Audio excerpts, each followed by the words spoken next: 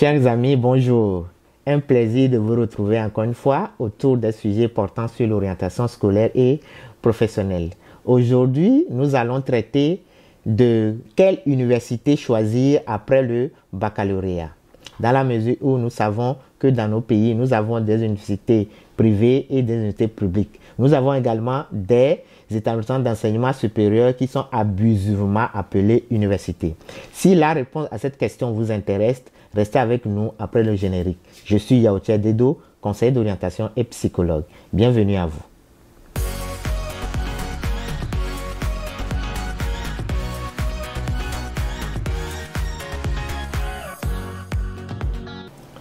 Si c'est la première fois que vous êtes avec nous, n'oubliez pas de vous abonner et de cliquer sur la cloche de notification pour recevoir nos prochaines vidéos.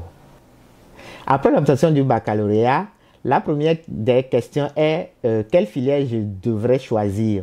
Alors la réponse à cette question a été déjà abordée dans une vidéo précédemment publiée. Nous laisserons le lien en haut de la vidéo pour que vous puissiez la regarder. La réponse à la question quelle université choisir va être abordée de manière à ce que, en suivant cette vidéo jusqu'à la fin et en suivant les étapes que nous allons lister, vous choisirez facilement et aisément l'université qui vous permettra d'avoir un diplôme reconnu sur le plan international. Nous y allons. L'étape numéro 1 est de faire le choix tout d'abord de sa filière. Il faut que vous connaissiez votre filière de prédilection. Comme je l'ai dit, nous avons laissé une vidéo pour que vous puissiez connaître votre filière. Sans connaître votre filière, il serait peut-être difficile d'aller à l'étape numéro 2. Parfois, il y a des établissements qui ont en leur sein un service d'orientation qui vous aide à choisir une filière. Mais ces établissements font plutôt de l'affectation que de l'orientation parce qu'ils vous affectent vers une filière qui est au sein de leur établissement et non une filière que vous pouvez retrouver ailleurs et qui répond aux critères personnels, qui répond à plusieurs aspects de votre personne. Donc, l'étape numéro 2 est d'aller chercher l'ensemble des universités de votre pays qui ont en leur sein votre filière choisie. Une fois que vous localisez l'ensemble de ces établissements d'enseignement supérieur ou des universités, vous passez à l'étape 3. L'étape 3 est de sélectionner les établissements qui sont plus ou moins proches de vous. Parce que selon les moyens dont vous disposez, vous pouvez choisir des établissements plus éloignés ou moins éloignés parce que vous aurez à dépenser de l'argent chaque jour pour accéder à ces établissements. Donc, selon les moyens dont vous disposez, vous voyez la distance à laquelle vous devez vous arrêter en termes de choix de l'université. Le quatrième point, étape numéro 4, est de vérifier leur certification. Les établissements qui ont en leur sein votre filière doivent être vérifiés en termes de certification. Qu'est-ce que ça veut dire certification? Malheureusement, nous avons dans nos pays des établissements privés. Ça ne se situe pas au niveau des publics. C'est surtout au niveau des privés qu'il y a un problème de certification. Ces établissements font très souvent de la recherche financière, c'est-à-dire ils cherchent de l'argent que de former. Donc, ils ne recrutent pas des enseignements de niveau donné au niveau des enseignements et ils n'ont pas une méthodologie d'enseignement très précise pour donner une notoriété à leur établissement. Donc, l'État, l'établissement, le ministère de tutelle donne des accréditations à certains établissements et ne donne pas à d'autres établissements. Si vous choisissez un établissement qui n'a pas une accréditation au niveau de votre institution de prédilection qui est le ministère de l'enseignement supérieur, votre diplôme risque de ne pas être reconnu. Donc, pour l'étape numéro 4, c'est de vérifier la certification. Comment ça peut se faire? C'est d'aller au niveau du ministère de tutelle et de demander la liste des établissements accrédités par l'État. Vous pouvez également aller sur le site internet s'il y a un site internet pour le ministère de votre pays. Et vous vérifiez si les établissements que vous avez sélectionnés qui sont proches de vous ont une certification au niveau de votre pays.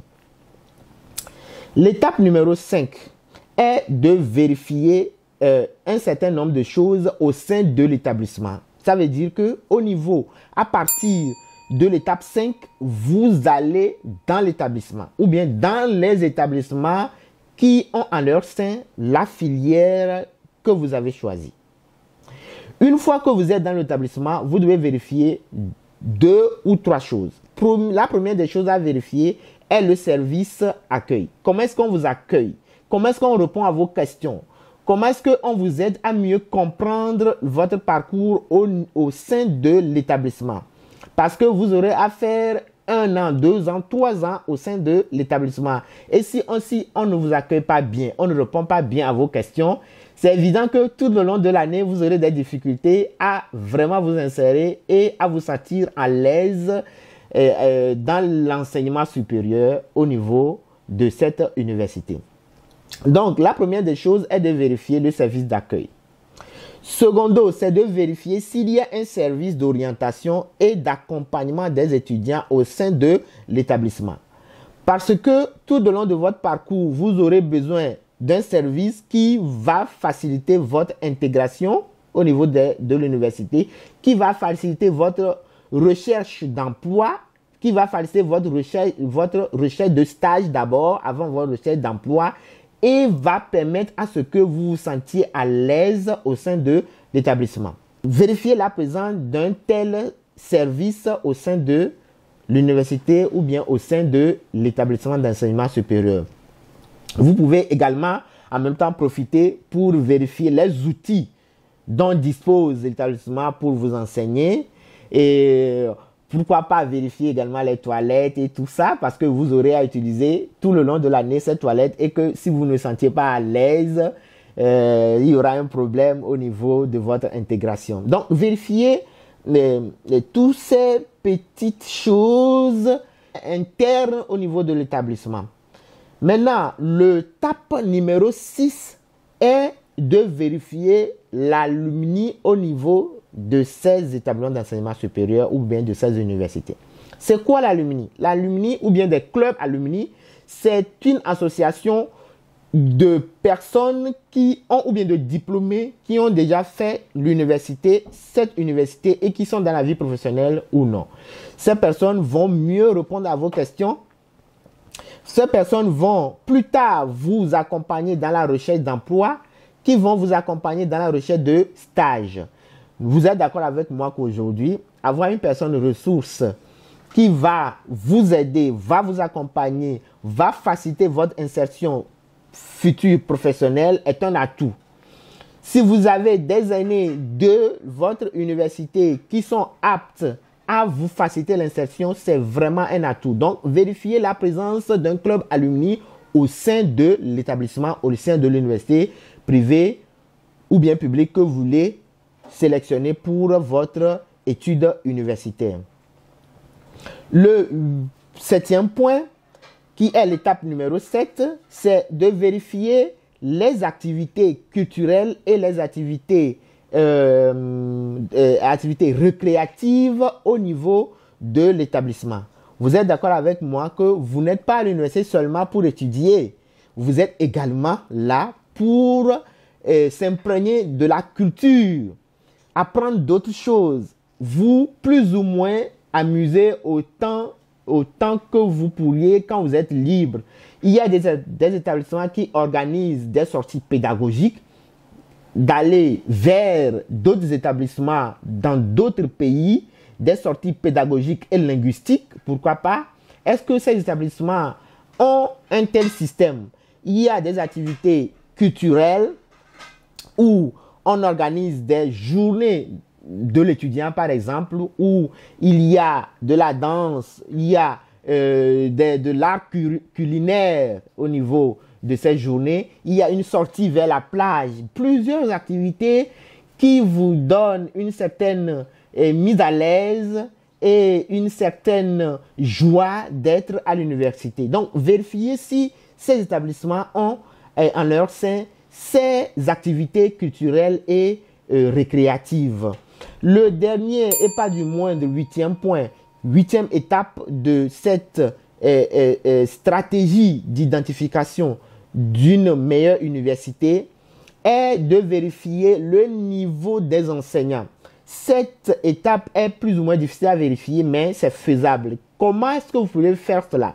D'abord, vous pouvez vous rapprocher de l'établissement et au niveau de l'établissement, poser des questions sur le niveau de qualification des enseignants.